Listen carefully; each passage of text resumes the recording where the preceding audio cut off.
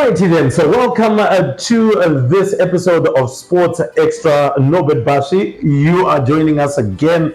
A lot of interesting stuff to be talking about, but first and foremost, welcome.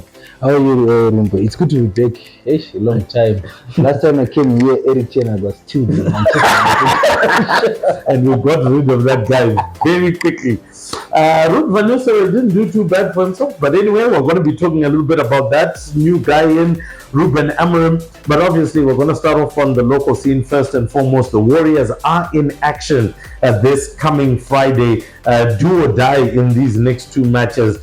We just need 1 point from two matches. Guys, I did not we would have two wins.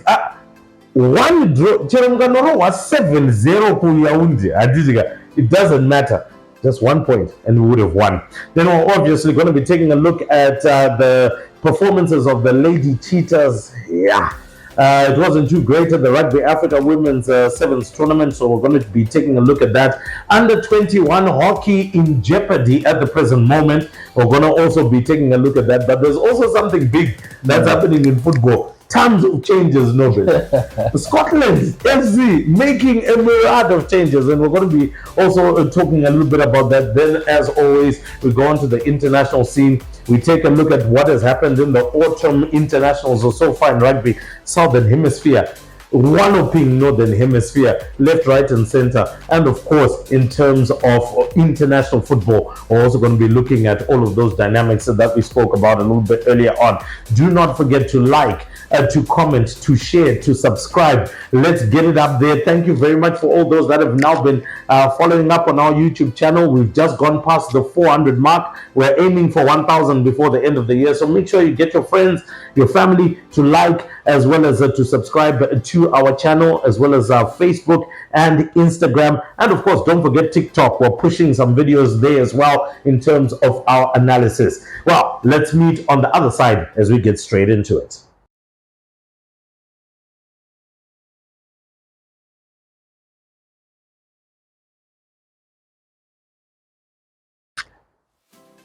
So welcome back, and let's dive straight into it. So our Zimbabwe Warriors are out to do battle, and first and foremost against Kenya at the Peter Mokaba Stadium in Polokwane in South Africa.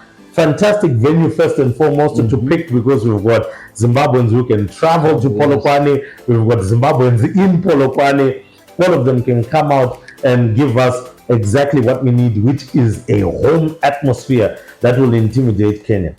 Yeah, it's kind of tricky considering the fact that Kenya, we last beat Kenya in 1985. If we are to go by history, this fixture doesn't favor us at all. Because the last time we played them, it was a new draw. Still, I remember I was sitting there when we traveled it was in Uganda then. And I said we're not going to win those two matches. At least the best we can do is a draw. But now after that fantastic performance against Namibia, those back-to-back fixtures, and that draw against Kenya and Cameroon, we actually saw that as the Warriors were improving in many areas, and now we are targeting the 2025 AFCON.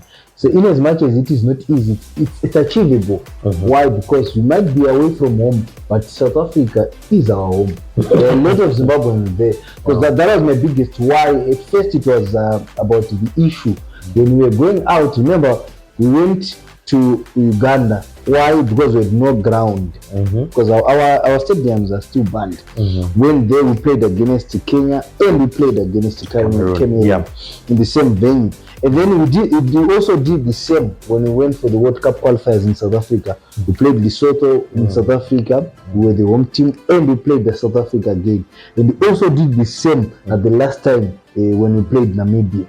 So I was afraid that if we were going to use the same criteria, it meant that we were going to play Kenya in Cameroon, because the following week we will be playing Cameroon. So that was my biggest cry. And well, I don't know if they had it or they were also thinking about it. Now they put it in South Africa where we can get the most wanted support, because what we need against Kenya is to avoid defeat. If it's a draw, we are through. If we win, we are through. We just need to avoid defeat by all means. So it is achievable considering the fact that there are many Zimbabweans in South Africa. After all, you can go now, you can reach there, find a place to stay, and by Friday we'll be in the stadium. Yeah, most definitely. Whether by bus, well, I'm not so sure by foot, but definitely by bus or any mushika which is going towards Joburg, you can be able to go out there and support. But there have been a number of team changes as well that have taken place as well. That is the likes of Tino Kadewere. He's pulled out. It is reported as a result of injury. We won't talk about all the other things that are being said around Tino Kadewere. But anyway, Tino Kadewere pulls out because of injury. Lionel Chikoa, finally, in my view, being rewarded for being the top goal scorer, the current top goal scorer in the PSL, which has got one game to go, 16 goals within the league. I think he's had a pretty good season. Yes, yeah, indeed. It's good to have him in the national team, but I'm still thinking, I was thinking on my way here, that what if the other top goal scorer, the other guy, the number 2, that is William Manondo, what if he had scored 4 or 3 against Chibut Pirates, and maybe he was going to be the top goal scorer? Who was going to be chosen? Was it Lino or was it going to be Manondo? Because of the top goal scorer? I don't know the criteria they used, but I'm sure it is that one, and that he is the top goal scorer. Because the last time we went there, no top goal scorer, it was actually Kama Billiard. Was we all know what Kama can do in the national team. But in terms of those two, Manondo and Lino, they were playing well, they were scoring, they were bringing goals here. It was high time that one of them was going to be chosen. Yes, it's good that we also have time on Machope. He was chosen. Why? Because he was there and thereabouts as well in terms of goals. Yes, but I wouldn't know about about Mapfumo. Well, he's still struggling to score, but it's good to have him in the national team. Maybe he can actually redeem himself by scoring the much needed goal. So is it systems? Is it inability to position oneself well? We are struggling to score, and I think this is a question we've asked before. Why are we struggling to score? I think as the Warriors, yes, we scored 3 goals against Namibia, which was a good sign that maybe goals are now coming out of the woodwork. But why do we struggle to score? Because in terms of chances, I think we do create enough chances at Warriors level. So I think it's about the system, maybe, because we have strikers there. But Prince Joy, I think he is the last striker to score a goal for the Warriors, because the other goals were scored by midfielders, Musona and then Kama Billiard. But I think it's about the system and the kind of football. Maybe I still adjusting to what people are now calling niche football, which I wouldn't know what niche goal. So I think that's the main reason why. Maybe it's because of the lack of supply in the midfield. We need to find the more creative midfielder we have. Now we have Kama is doing 1 or 2 things, but I think these 2 games against Kenya and Cameroon, we have to redeem ourselves by scoring. Because if we fail to, let's say we drew against Kenya, then we qualify and we go to the AFCON like this, we'll just exit the group stage just like every other year. Exactly. So we need to find exactly what is happening. I'm sure Michael Nice has been doing his homework in terms of what needs to be done for us to have more goals. Oh yeah, well, generally we are hoping that the Warriors can win. What is your prediction before we move away from this one? I think a 1-1. A 1-1. 1-1, yes. 1-1 draw against Kenya. And against Cameroon, it's in your own day. That one is tricky, but well, even if we lose, we'll already be through. So I think against Kenya, 1-1, and against Cameroon, we're going to lose 1-0. 1-0. Yes. Well, all right. My thinking, I think we can win 2-1 against Kenya, and then I don't think Cameroon is playing well enough, and they somewhat struggled with us in Uganda, where you would have expected them to have blown us apart. And I think the boys would take some form of confidence. But as you said, this is now in Yaoundé, and they'll have massive support there. So maybe, in my view, if they do very well, maybe a 0-0 draw. But yeah, I think I would agree with you. If they are to lose, maybe by just a goal to nil, and then it would end like that. But we would also love to hear your thoughts and your comments around who you think is going to ultimately win that particular one. Now, we're going to go into our next football story, which is a bit of a surprise, a shocker to me, because it started spreading or doing the rounds on social media yesterday. And this is Scotland FC. Now, Scotland FC, as you may know, or just in case you didn't know, they won the Northern Region Soccer League under very interesting and controversial circumstances. Finally awarded their 3 points for the Karoy United match. Karoy has gone back to appeal to Ziva. Ziva is sitting down to deliberate on the issue, and in a couple of days should come out with a judgment. And I'm sure Karoy United, if not happy with Ziva, will take it up to what, COSAFA or CAF, Yes, CAF, and then CAF, FIFA, from FIFA, Court of Arbitration for Sport. It just all depends how far they can go, because these are also legal fees that they'll have to deal with. But Scotland apparently already making their moves that they've secured. It is alleged. Islanders fans, apana and it is alleged. Andrew Mbeba, Milekai Svanda, right? And Mudua as well. Yes, and Peter Mdua have been signed. Allegedly, they've already been signed, and apparently Nesbeth Saruchera is now taking over Genesis Mangombe's role. But is this being done in the right flavor? Has Genesis Mangombe been seen to be ineffective by the Scotland management? What is going on? Scotland, I don't think they should be aiming for a league title going into this first season in the PSL. I think controversy surrounds everything. First, their promotion, which according to it's still pending. Wouldn't say they. Although I was actually surprised by the Northern Region. Why would you give someone a trophy and medals before a judgment is done? Because Karoy United appealed. So what if what if the judgment says no, it's a draw because it was in the 88th minute? What it means is that Moors will be the champions because they've got a better goal difference. Already Moors were wearing t-shirts that were written champions when they won that game 1-0, that game against Agama at Ngoni Stadium. So I'm actually surprised what kind of drama is there, because it's now a fiasco. It's not a drama because we don't know what exactly is going to happen when the Zifa sits down. Because if you are to look at the other matches in 2016, 2017 in the Northern Region, when it was Black Rhinos against was it Trojan, there are many games that were in the same scenario as the Karoy Scotland game, but after deliberations they were given one point. United against Dynamos 1 point each.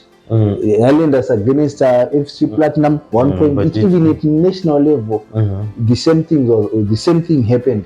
Zimbabwe against Egypt, it was 0-0, and it was played in the only game that was played in France. Exactly. So I don't know what's really going on, but for them to say they've signed these ones, what if the rules change and they are said no, 1 point each? So would you see Andrew Mbemba playing in the Northern Region? You wouldn't want to go there, unless of course there's a massive amount of money that would be offered. Yes, and in Scotland they've been doing that. Yes, they've been doing that, but I wouldn't know about Genesis Mangombe stepping down. And well, for me personally, I think Nyasulu was the man and the brains behind Scotland's promotion, because he was the coach since day one up until the time that Genesis Mangombe was appointed, and he struggled in his first few games before he started to win. So I'm actually surprised by the appointment of Yabo, if it is true, because with Black Rhinos he was doing wonders. I wouldn't know with Scotland. Well, I guess it all boils down to money at the end of the day, and my general feeling around that is to say, I think Scotland might be jumping the gun. Yes, when you've got money, you can do whatever you want, and hey, that's up to the management, that's up to the ownership of Scotland. But the most important thing that they would have or should have been aiming for right now get into the PSL, look to survive the first season. Next season, look to get into the top 6 or top 10. The following season, I feel that you need to go through a development plan, skipping processes. I think it's achievable. Simba did it. First season they were fighting relegation. The next season they won it. But so okay, fine. Money, yeah, you can do. Well, the Bible does say money answereth all things. So let's see whether that will be the case when we go into the next season. And in any case, there's a pending judgment. Yes. So let's see whether it's Moors, or whether it's Scotland, whether it's Carew United, whatever. Let's just be observing that. Would love to hear your thoughts and comments around this one. Well, we're going to be taking a short break. When we go into the next side of things, well, turmoil for the under 21 hockey teams, whilst the Lady Cheetahs have got quite a lot of work to do.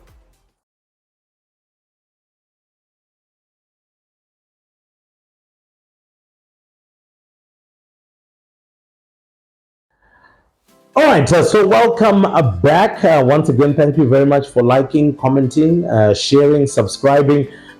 We do appreciate all of the comments that are coming through, urging us to continuously go and unearth very interesting stories. Now, let's dive straight into this one. We start off with the Lady Cheetahs. Now, we were following them. They went to the Rugby Africa Women's Sevens tournament out there in Ghana. There was a bit of expectation that we would do better than we did, but we lost our first game 10-0 to Tunisia, a side that many would have hoped would have won against.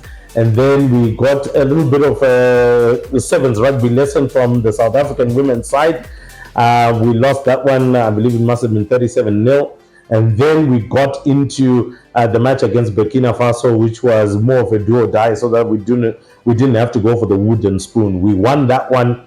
We got into the next round, which was now placement matches. And ultimately, anyway, at the end of it all, we came ninth out of 12 sides that went to participate there. So, no, but first and foremostly, the Lady Cheetahs at one point in their time, they have been ranked, I believe it must have been second or third in Africa at one particular point. Now we are ninth, and we are struggling to beat sides whom we would be expected to beat if we intend to be in the World Challenger Series. You see, Aruba, that's the problem we have with Zimbabwean sports, that we still, I always say the past is another country. All those other teams, they are improving. And the sad thing is that most of them, they're taking coaches from here to their nations because they believe and know that Zimbabweans are talented in terms of tactics, in terms of what. But us as Zimbabweans, we don't believe in our own. And we don't believe in improving. Why? Because that's why you see that even up to now, there are very few schools that play rugby, women rugby, or even boys rugby. Why? It's because we don't want to, I don't know if we don't want, or we don't want to improve, or I don't know.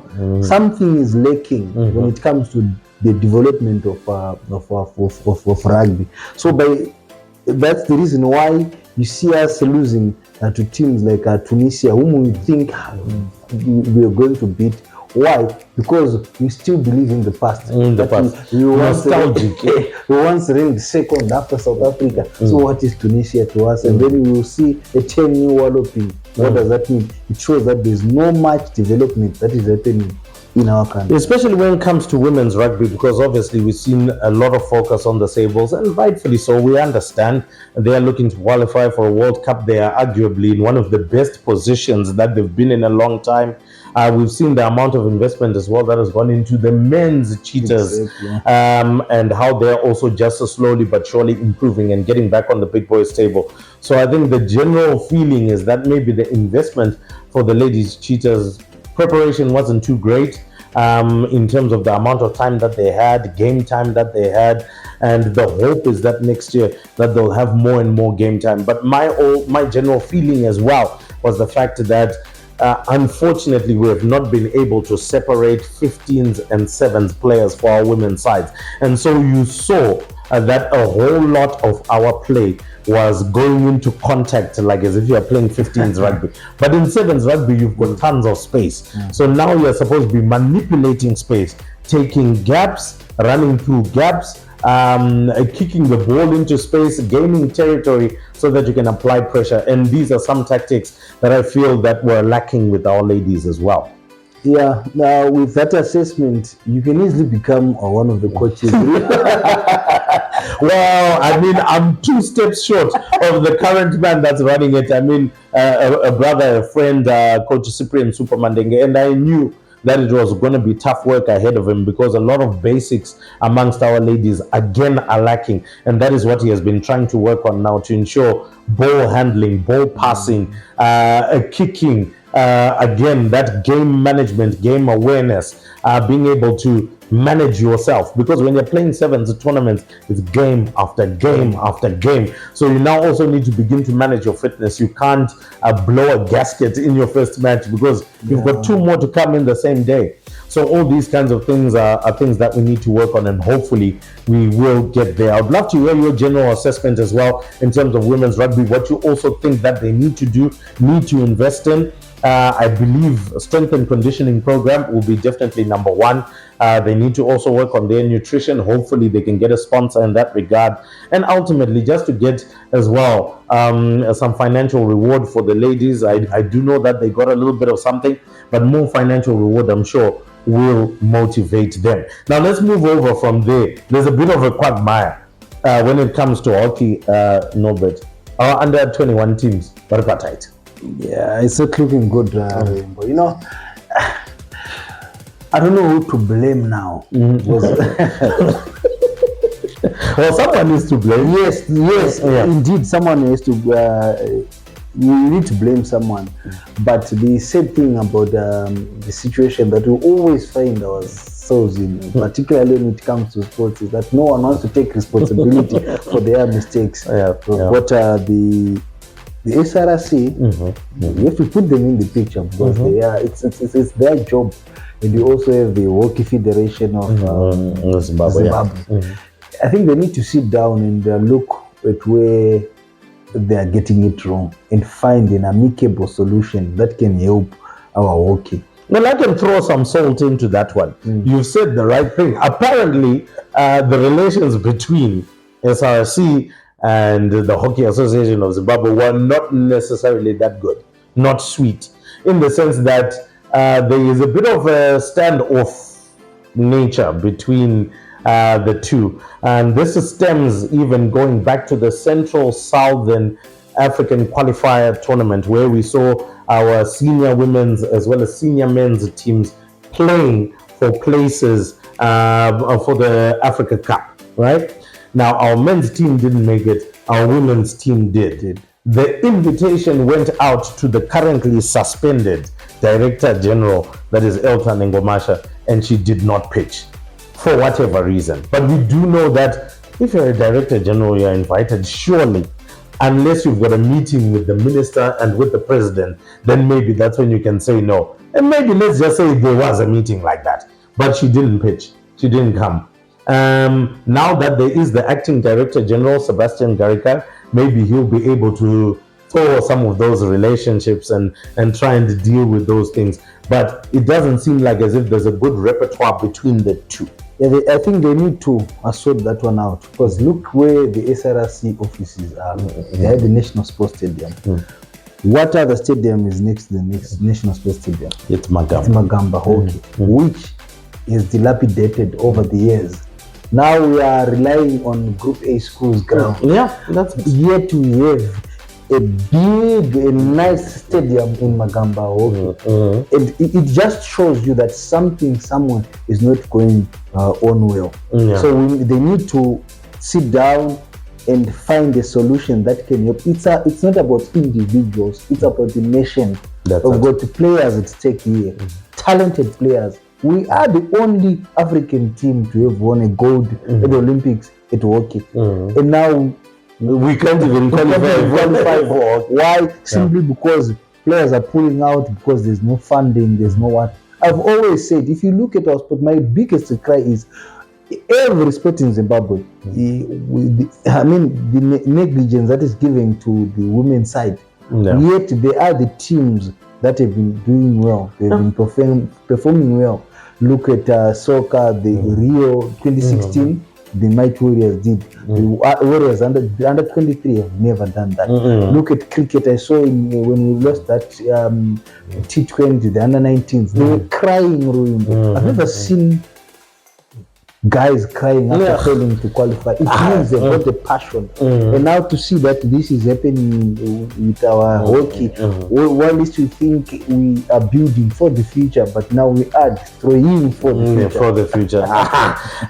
It's a bit of a challenge. And whilst actually talking about that, we did have a prior interview. We highlighted it right here on Sports Xtra on our YouTube channel. You can see it with the women's coach, that is Tendai Maredza, when he highlighted some of the challenges that are faced in hockey.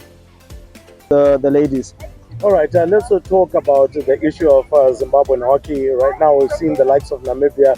They are streaking away. Zambia seems to be really coming up strong. You also had a pretty tough match against them.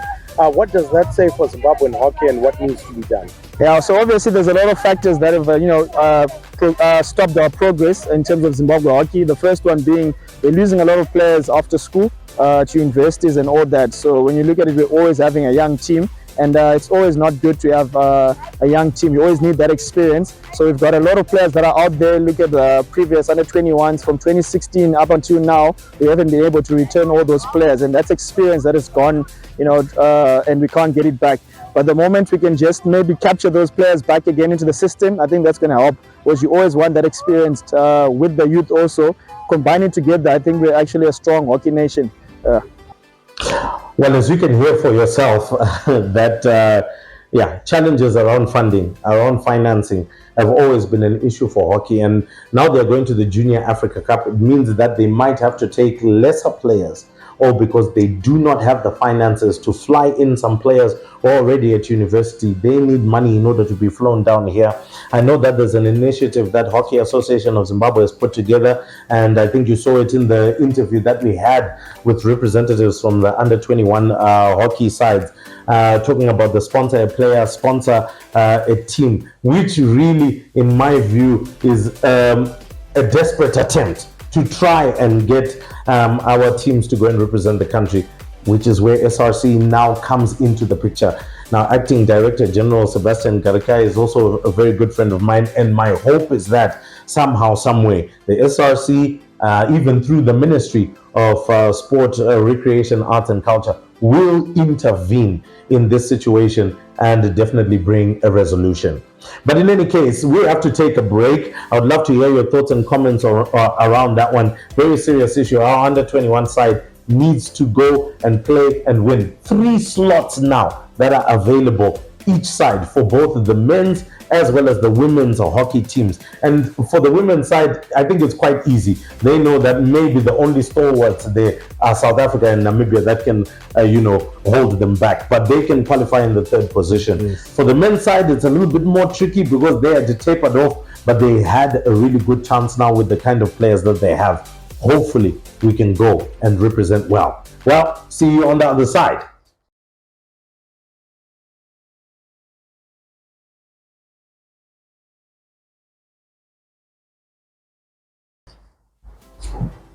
So welcome back, and this time round we are now going around the globe and just taking a look at some of the international action. We'll start off very quickly with rugby. Now, Norbert, this weekend was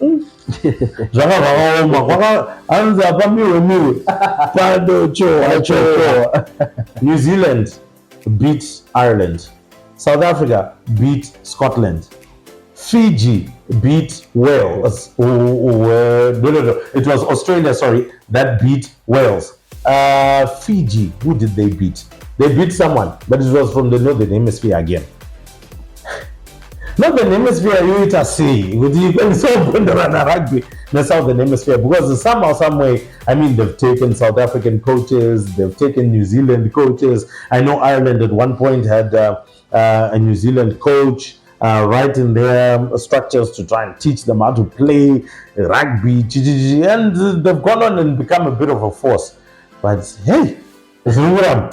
I think it all goes back to the issue of development. They have to develop their own players, their own coaches, for starters, because games are changing.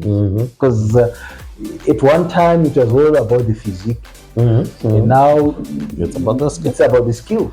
So the coach we hired from the Southern Hemisphere, maybe he was good at physique, but his predecessor, the one who replaced them, might be skillful. You still struggle against the guy. Against the guy. So I think they need to sit down and really see where the problem is. Because most teams, they don't look at the problem. They sugarcoat the problem. And then they just qualify and say, "You see what? We've done it." But qualifying is no longer the issue. The issue is about winning after qualifying. What do we do afterwards? So I think that's where these teams are getting it wrong. And if you actually take a look at it in terms of Northern Hemisphere sides, across World Cup history, only one Northern Hemisphere side has ever won the World Cup, and that is England. I believe that must have been in 2003, or was it World Cup 99? Between 99 and 2003. That was 99 must have been Australia. So 2003, it was England. After that, South Africa, New Zealand, South Africa, New Zealand, New Zealand, South Africa. So it goes on to show that Southern Hemisphere has actually dominated. And also quickly talking about that, the elections are fast coming for World Rugby, and there's been just a general consensus that of course Sir Bill Beaumont is the current World Rugby president, but there's just been this desire or feeling that Northern Hemisphere runs rugby, even though they are not successful in rugby. And at the end of the day, they sabotage Southern Hemisphere rugby because there are other nations which have got the quality and the capacity, if provided more funds, to be right at the level, or if not beating Northern Hemisphere. Fiji has shown it with the littlest amount of resources. There they are. They're going ahead. They're beating top sides. Look at what Argentina is now doing. Argentina is blowing away sides. I mean, they beat as well Italy by a significant margin. Must have been 50 points to 18. Argentina with a bit more money. Now imagine Namibia with a bit more money. Imagine a Kenya, Uganda with a bit more money. Zimbabwe, yes, with a bit more money, would be able to do if they were to get more funding and finances. But anyway, let's see how the World Rugby elections will go, and who will be able to take that one up. I know that one is a serious hot seat. Now let's go into our final subject for today, Norbert. And obviously we're talking about football in Europe. And we're going to start off with the big one. I think this one is on everyone's lips. Yes, we're going into the international break, but Manchester United finally made the decision, got rid of Erik ten Hag, brought in Ruben Amorim, and more importantly, in the interim, Manchester United has not lost a match. In the interim. Ruud van Nistelrooy did a fantastic job as a caretaker manager. Would you have given him the job though? No. I think he's still Van Nistelrooy. No, I wouldn't. He's still green. Besides the fact that he's still good, he was with Erik ten Hag. He was losing goals. I know many people are saying he's good, but come on, look, with Erik ten Hag, I think he lost the dressing room. Because if you see that game against West Ham, there was that Diego Dalot chance. I wish I could show you that chance. There's no way that even a seasoned player would do that. It has to. That's when some people started to say no, they were saboting this guy and stuff. But I still feel that even though he won the FA Cup, Erik ten Hag had shown that he was not the right candidate for that Manchester United, because he let go of players whom we thought were doing fantastically well for Manchester United. Your Eric, your McTominay, your Fred. well, I wouldn't say the Ronaldos because he had your Sanchos, you know, he did let those. And if you do that to your players, the other players will be seeing, and they will not have faith in you. So as for him being sacked, it was inevitable because Manchester United were actually losing ever since he was dismissed. Manchester City has not yet won. I'm not saying anything. So I think Ruud van Nistelrooy, yes, he did fantastically well. He won 3 and drew 1 against Chelsea. That's when he failed to win. But I still feel, even though the performances were not necessarily convincing. Yeah, they were not convincing. And for a new coach to Kai, I know Ruben, he would want to have his own team, not to surround his team with a team that was left with. I don't think it was right. Yeah, well, look, okay, so Ruben Amorim is said to be coming in with a 3-4-3 system. And many people have already started talking about that in England, 3-4-3 can be dangerous. And that you get pummeled, you get beaten left, right, and center. But I hasten to argue. Why?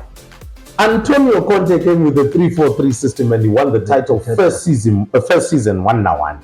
And things started going sour because Antonio Conte is a very volatile character. So ultimately the dressing room was going to get lost. And Chelsea is a dressing room that is just as guilty of what Manchester United did to Eric Ten Hag, what they did as well to Jose Mourinho and things like that. They can be also just as commanding within the dressing room.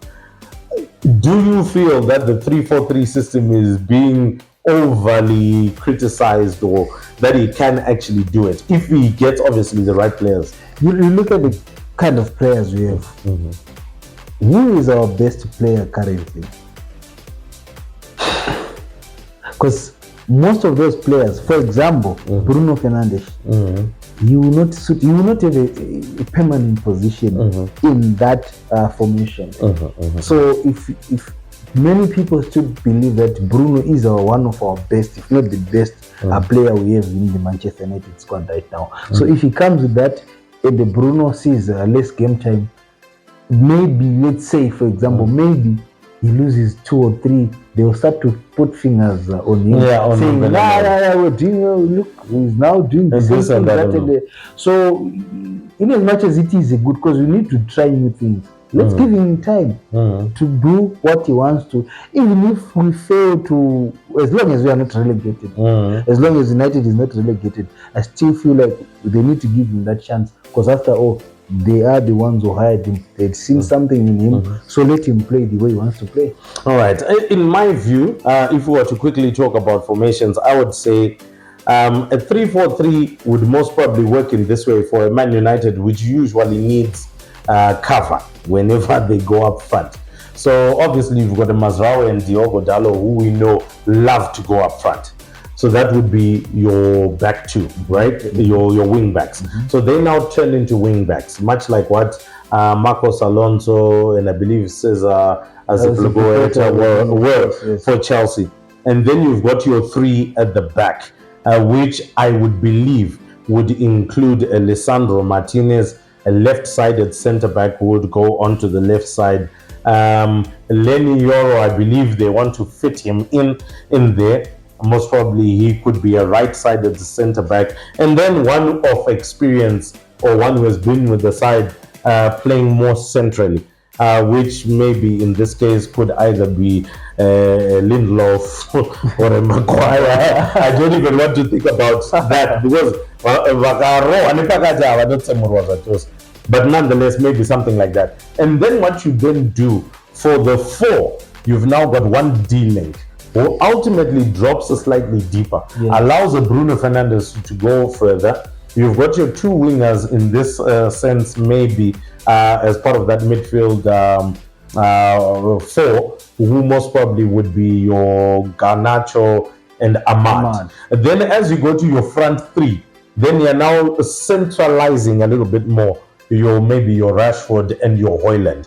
That would be my thinking if they were to do it in that manner. Let's just wait and see. For the midfielders, I think Casemiro and we call him Ugarte. Ugarte, yeah. Although in It's Ugarte.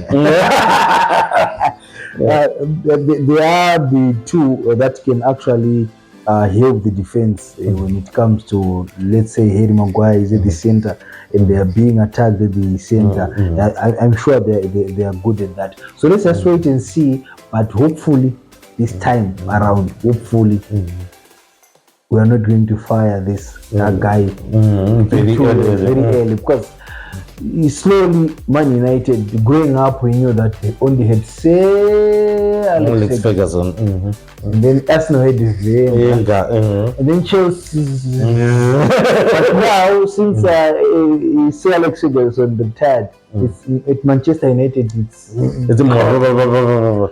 We need to avoid that. It's not good for. After all, Manchester United is one of the most supported, if not the most supported team in the world. Of course, arguably the most supported team in the world. But anyway, that is basically our own assessment. Manchester City in danger, or in trouble, or maybe they're just going through a phase. It's a phase. We all go through those phases. Remember, it all started with Liverpool. The last one in 1990. Since 1990 up to now, Liverpool had only won one EPL, which was in 2022. 2020. Somewhere there. During the COVID. And then for Arsenal, 2004, now it's 20 years, they've not yet won anything. They are not going to win it. United, after 2013, now it's what, 11 years. So teams go through phases, and we are most likely to see maybe that is the beginning of the Manchester City. Yeah, because look, they've dominated, I think, for the last almost 8 to 9 years, where they've won about 6 league titles in that period, which is a phenomenal achievement for Man City, and well done to Pep Guardiola. But now I think the chinks in the armor are also being seen. The absence of Rodri, the absence of Kevin De Bruyne have made Erling Haaland a useless player for fantasy football. You don't even pick him. You will suffer every week. I mean, I captained the guy for about 2 weeks, couldn't score anything. I actually sold the guy. I sold the guy and decided to replace him with Mohamed Salah, who was paying me very good dividend at the present moment. So I think at the end of the day, those chinks are being seen. I believe that's why they're out for Martin Zubimendi from Real Sociedad. They're trying to seal that deal. I know Zubimendi is also on the Liverpool list as well. They want to try and get him in, I think, to come in as some form of support and maybe to fill in that defensive role that Liverpool has missed out on ever since Fabinho left.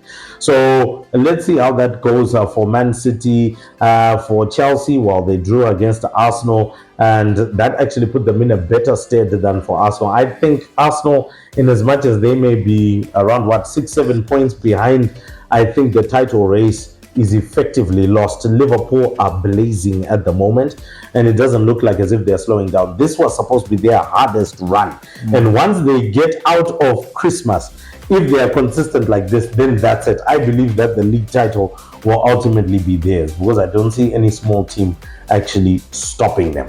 But in any case, Norbert, we are obviously getting closer and closer to the FIFA presidential elections, and this is the last one that we're going to be doing. And a very interesting video went out circulating from one of the most charismatic, I believe, members of parliament, former sports administrator, and of course has got a lot to say about how he would be able to contribute, and that's obviously the Honorable Mr. Themba Muliswa. Now here's what he said in this particular video. And I think that with the stakeholders involved, and I repeat, with the stakeholders involved, we need to have a strategic plan that will talk about the direction of football.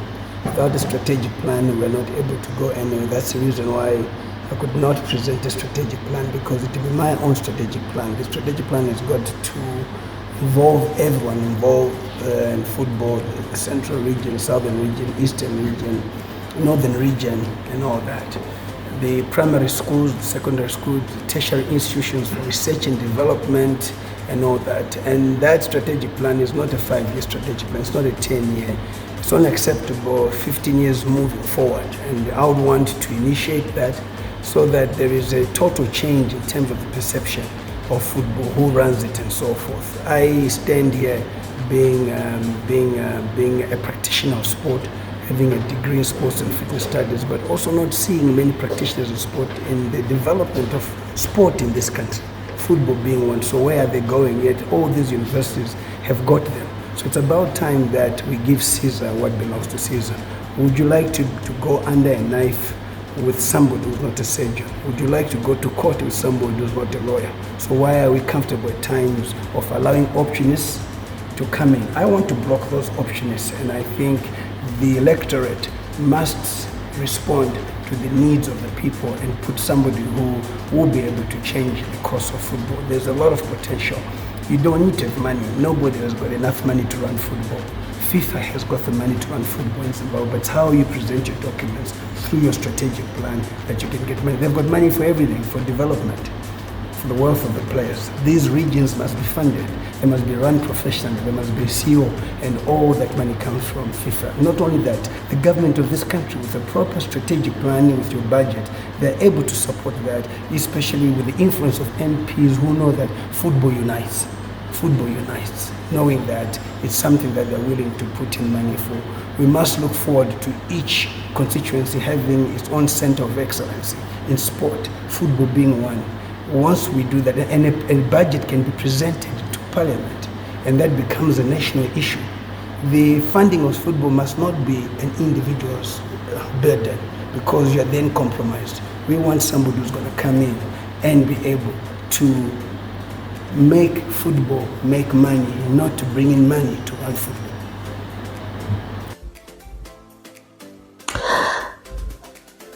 I can come with a strategic plan. Yeah, it will be my strategic plan. Your thoughts?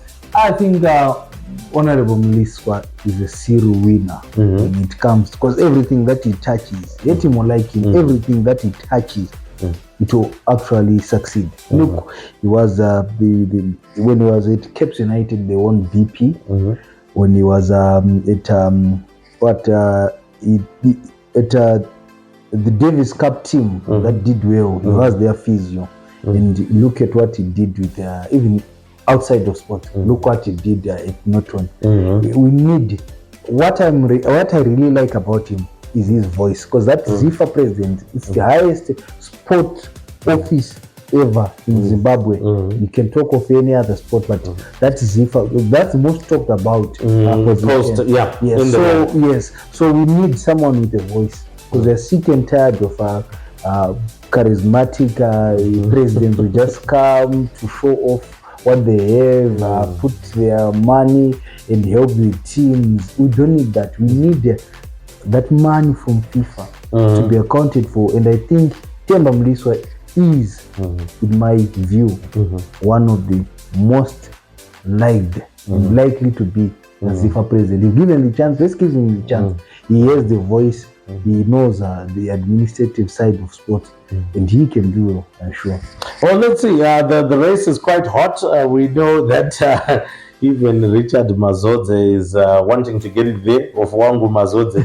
But who knows, he might appoint his 11-year-old son as the Warriors team manager. Who knows? But I'm not so sure how he would deal with the HR issues around that one. But anyway, he's looking to be part of that particular race. We know that there are others as well, others that were disqualified for the sake of qualifications, and that are still wanting to appeal so that they can qualify for the race. But let's see how that one goes. Well, anyway, that brings us to the end of the show today. It has been an absolute banger. Thank you very much for joining us throughout this time. Don't forget, we do have our Facebook, Instagram, TikTok handles. All of those are available. Go onto our YouTube channel. This full episode will be there for you, as well as other snippets, and we'll definitely cut those snippets so that they're bite-sized for you and you can begin to see what we're analyzing and looking at. Leaves me to thank Norbert Bashi. Don't forget to also subscribe to his Sports Booth WhatsApp channel, regular sporting updates,